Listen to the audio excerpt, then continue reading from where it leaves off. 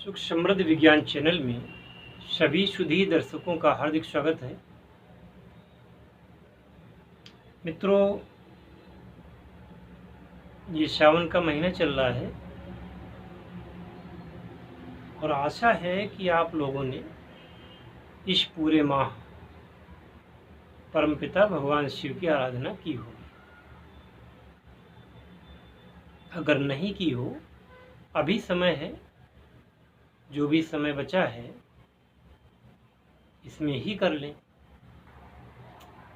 इसमें देखिए, भगवान शिव एक ऐसे देव हैं जो कि जल्दी प्रसन्न हो जाते हैं। अगर आपके अंदर निष्कपट भावना है तो भगवान शिव से अच्छा कोई देव नहीं है। बहुत कम मेहनत में, बहुत कम साधना में भी भगवान शिव प्रसन्न हो जाते हैं और अपने भक्त को उनके कष्टों से मुक्त करते हैं। भगवान शिव की जो आराधना है वो बहुत प्राचीन काल से चली आ रही है। इनको देवों का देव भी कहते हैं, अर्थात महादेव।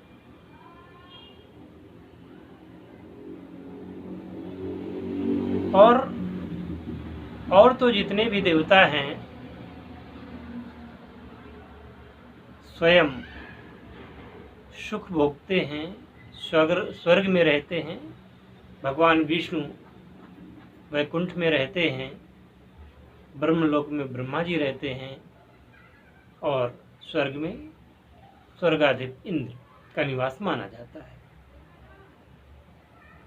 परंतु भगवान शिव यह पृथ्वी पर विचरण करते रहते हैं।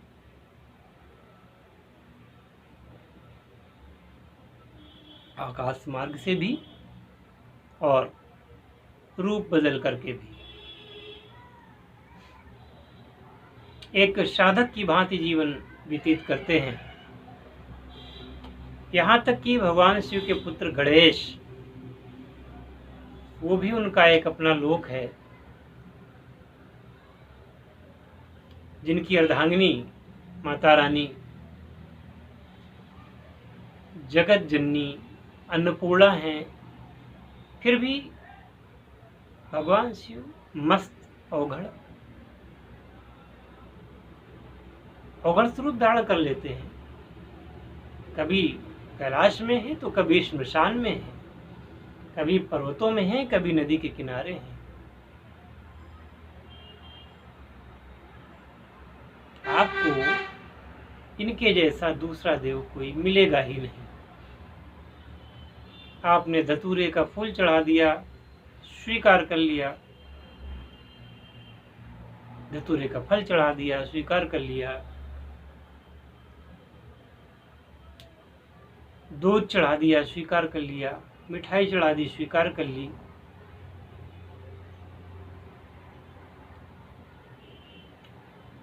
केवल तंडुल चढ़ा दिया, चावल चढ़ा दिया, स्वीकार कर लिया। ऐसे हैं परमात्मा शिव। चाहे आप शिव पंचाक्षरी मंत्र से उनका गुणगान करें, उनकी अभ्यर्थना करें, या शिव तांडव स्तोत्र से करें, शिवाष्टक से करें, या अमोघ शिव कवच से करें। चाहे उनके 108 नाम लें, चाहे 1008 नाम लें, या केवल एक ही नाम ले लें। शिव के जितने स्वरूप हैं, इतने स्वरूप, इतने अवतार किसी देव के सुनने में नहीं आते। 52 भैरव के रूप में भगवान शिव के दशावतार हुए, तो 11 रुद्र के रूप में भी हुए।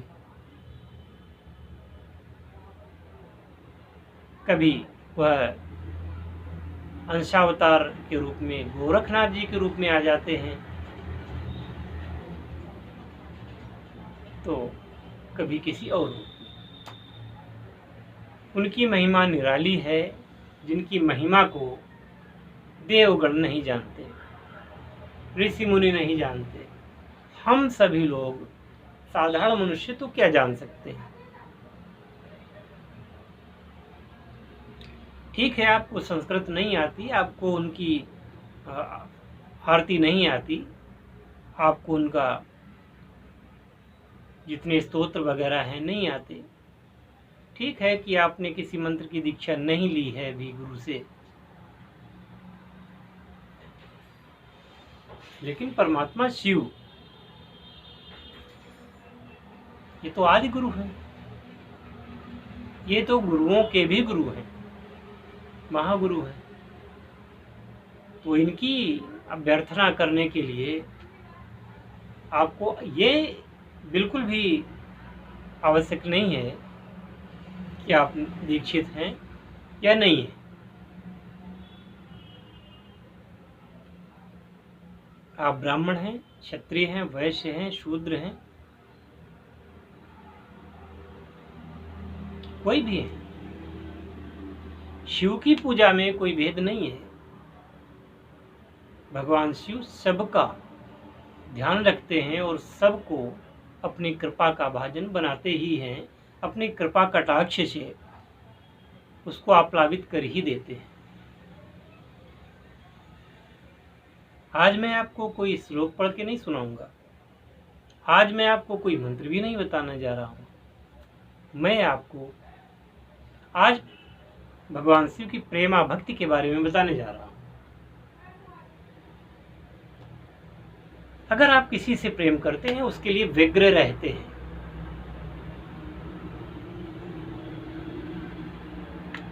और जब आप किसी के लिए व्यग्र रहते हैं, प्रेम सच्चा करते हैं, देहातीत प्रेम है, फिर वहां पर औपचारिकताएं नहीं रह जाती। आम मनुष्य आपके पास आता है, औपचारिकता चाहता है, उठ करके आप उसका अभिवादन करें, इसके बाद उसको चाय पानी को पूछें, भोजन करावें, इत्यादि तमाम उपसर्ग। लेकिन जब इष्ट मन में बस जाता है, इष्ट से अद्वैत भाव हो जाता है, अर्थात भक्त शिवमय हो जाता है, उसको यही ध्यान नहीं रहता कि शिव कौन है, मैं हूं या वो। सारी पूजाएं एक तरफ और प्रेमा भक्ति एक तरफ।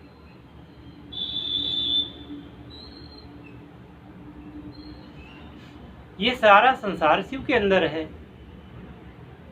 और आप अगर अपने अंतरस्थल में, अपने हृदय में, इस हृदय कमल में अगर आप भगवान शिव को बिठा लेते हैं, उनको स्थान दे देते हैं, विश्व के सभी देवताओं की पूजा हो जाती है, सभी की, और उनसे प्रेम आप करते हैं, वो भी उतना ही प्रेम आपसे करेंगे। प्रेम तो वो वैसे भी करते हैं, जब आप उनको नहीं प्रेम करते तब भी वो आपसे प्रेम करते हैं, लेकिन अगर आप प्रेम करेंगे तो प्रेम का जो फल है बड़ा ही मीठा और सुखद होगा। कुछ नहीं आता आपको, कोई बात नहीं। प्रेम ये परम दिव्य भाव है। प्रेम एक परम दिव्य भाव है, ऐसा भाव जिसका सानी पूरे विश्व में, ब्रह्मांड में कुछ है ही नहीं। प्रेम समर्पण चाहता है।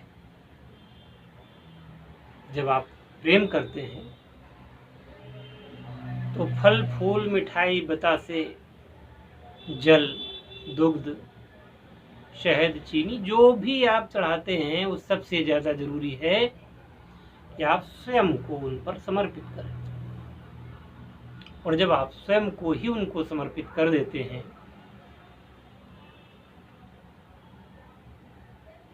सब कुछ मिल जाता है आपको। बहुत सारे ऐसे लोग हैं जिनको मंत्र नहीं आते, उन्होंने किसी मंत्र की दीक्षा नहीं ली, कोई मंत्र नहीं जपा माला से, वो एक टेक्निक है। योग विज्ञान अलग है। योग के द्वारा भी तो उनका ध्यान किया जा सकता है बिना किसी मंत्र के। इसके बाद प्रेमा भक्ति में जो भी आपके पास है, आप भोजन करने बैठते हैं, 5 कौर लगा दीजिए। भोजन करने के पहले आप हाथ जोड़ लीजिए, ये भोजन आपको समर्पित है प्रभु। इसी प्रकार से मंदिर जाते हैं तो जैसे आपको जैसे आपसे बन सके, फूल चढ़ाइए, दूध चढ़ाइए, अगरबत्ती लगा दीजिए और दीपक लगा दीजिए, है ना। और अगर कुछ नहीं है तो बैठ करके मानसिक रूप से ध्यान करिए कि मैं अमुक अमुक चीज भगवान जी को अर्पित कर रहा हूं। और ये भी ना हो सके, प्रभु मैं आपका हूं, सब कुछ आपका दिया है, आपको देने लायक इस संसार में मेरे पास ऐसा क्या है जो मैं आपको दे सकूं। मैं तन मन धन से मैं स्वयं ही आपको समर्पित हो जाता हूं। ऐसा करके शरणागत हूं।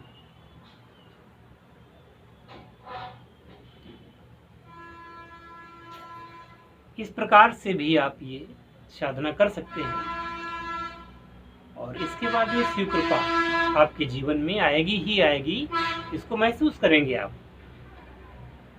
और अनन्य भाव हो, एकात्म भाव हो और एकांत में बैठ करके आप घंटे, आधा घंटे, 2 घंटे उनसे आप बात कर सकते हैं।